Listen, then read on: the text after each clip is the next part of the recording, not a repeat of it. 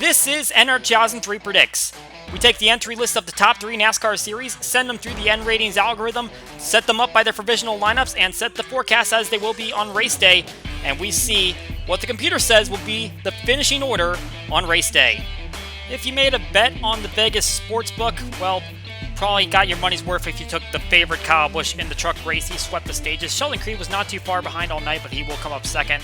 Austin Hill, Matt Crafton also inside the top 5, along with Danny Bone. A great run for him, getting that 5th place run. While there was a big accident in the first stage that took out a lot of good drivers. And in the Xfinity Series, how about 2 in a row for Myatt Snyder? Grabbed the victory at Homestead last week and gets one in Vegas this week. Jeb Burton, Austin Cindric, Noah Gragson, Brandon Jones up here in the top 5 in this one. And a pretty standard running order. No big accidents, as pretty much everyone finishes where we'd expect them to, although Ty Dillon did have a big mechanical problem that sent him behind the wall. Tyler Reddick also went multiple laps down. And now we head into the Cup race. 38 cars ready to go here at Vegas. Mild, cloudy, not too typical for this racetrack, but Kevin Harvick and William Byron going to lead them to the line, and we are green here at Vegas.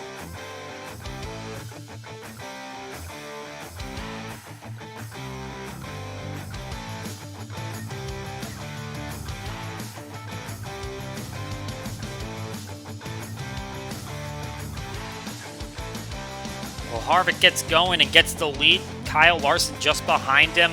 William Byron didn't quite get going as he is stuck on that outside line. Trying to see if he can stick on third with Hamlin underneath him. Here comes Joey Logano making a 3-wide move for the lead. Best average finish among the active drivers here, 8.4 for him. And he has actually won the last 2 spring races here at Vegas, so this bodes well for him. He is trying to see if he can make it 3 in a row at this event. In terms of those who are leading the way in wins, that would be Brad Keselowski, his teammate, 3 at this racetrack. The last one coming in 2018, but among the last 6 races here, he leads in average finish among those entered in this race. Kyle Busch, a former winner at this track, his hometown, and a special paint scheme on the hood of his race car. Ethel M Chocolates, based here in Las Vegas, which is owned by Mars Incorporated, his primary sponsor. We've got some problems here for Ryan Newman. Hit the wall, hit Chase Briscoe, then went around, and he is going to draw the caution here. First one of the day going to come just before the halfway point of stage 1. Get it spun back around and try to keep it going.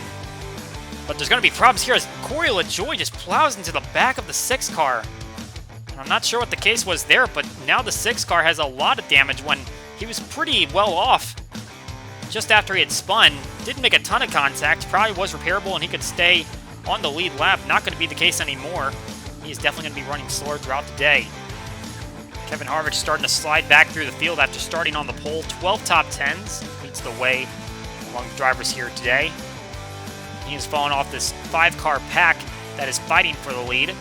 He leads in terms of laps led. Joey Logano just under 500 on his career. Martin Truex Jr. also in that list.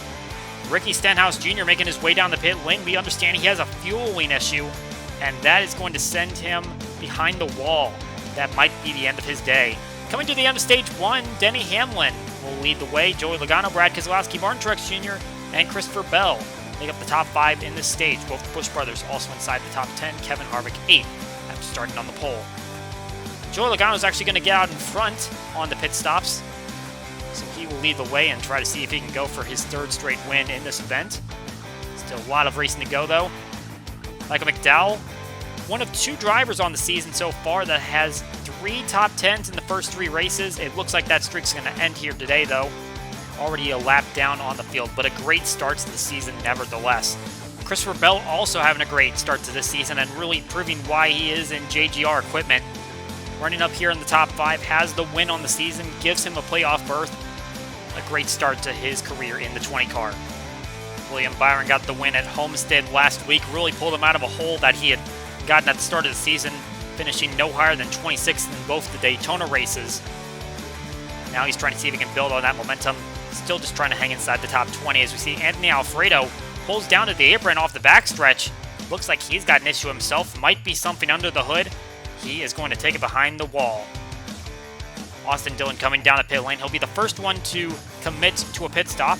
And it's going to be a couple laps before the leader, Kevin Harvick, comes down for his stop. And a few other drivers opting to stay out just a little bit longer. we're going to see Martin Truex Jr. come down the next lap. And it looks like Joey Logano might have actually stayed out just a little bit longer.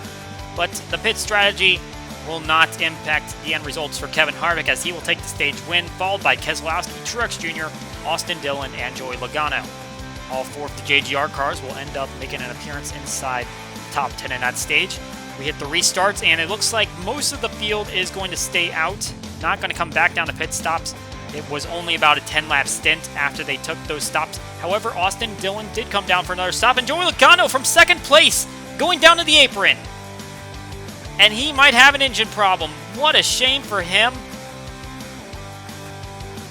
This event was really well for him, and he was doing great. Looking at a potential victory here, and he is going to head down the pit lane, and that might be the end of his day. Meanwhile, Martin Truex Jr. trying to pounce on the 2 car now that he doesn't have help from his teammates. Christopher Bell trying to help out in the draft, and here's Denny Hamlin as well. JGR ganging up on Keselowski there at the front of the field, as the Toyota engines are running strong here today. Meanwhile, here comes Austin Dillon. We mentioned he came down for a pit stop. He got fresh tires. No one else did, and that's proving to be a big factor here for him going to the front of the field. Smart call for them, as they have now propelled themselves in the first place. Meanwhile, Kevin Harvick, who led on that restart, he is back to 7th. Once again, not showing the speed that we are accustomed to seeing out of the 4 car, and we also saw him earlier, didn't have the speed at the start of the race either. And a problem here with Christopher Bell trying to go underneath the 8 car. 3-wide situation that's going to send Reddick and Jones into the outside wall. Caution flag will fly. Bell was trying to make a move down low, getting around the lap traffic, both the 8 and 43, at least 1 lap down. And Almirola runs into the back of the 8 car. Once again, another issue of a car running into another that just spun out. And that is going to cause some big issues for the 10 car of Almirola. He is not out of the race yet, but gotta imagine that's going to be a big impact on the rest of his race. And through the restart, and now we got trouble at the front of the field, and Christopher Bell and Martin Truex Jr., Kyle Larson into the wall, and right in front of the field. This is going to be a big crash. Several cars involved. Kyle Larson up and over. Just saw Tyler Reddick get into it. Let's watch from Almirola's on board.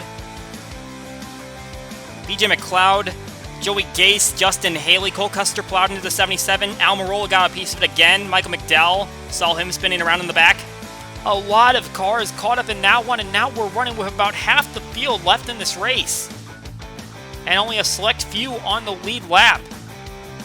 And Austin Dillon still out in front, but here comes Denny Hamlin to the inside, trying to work his way through.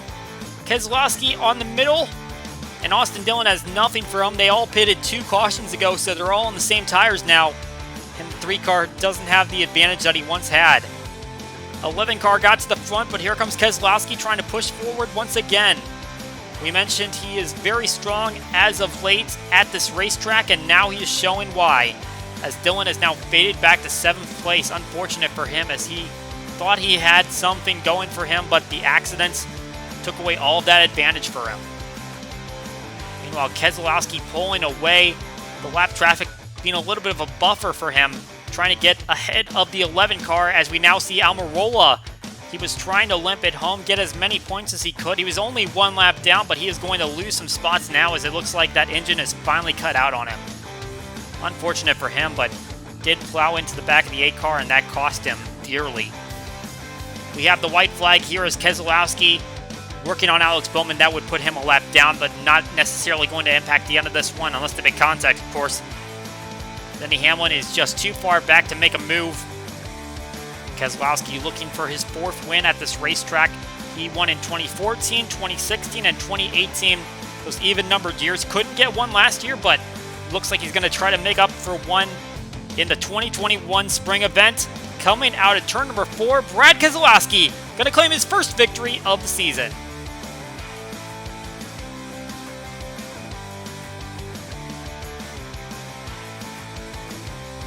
And he is just going to extend the grip that he has on this racetrack over the competition.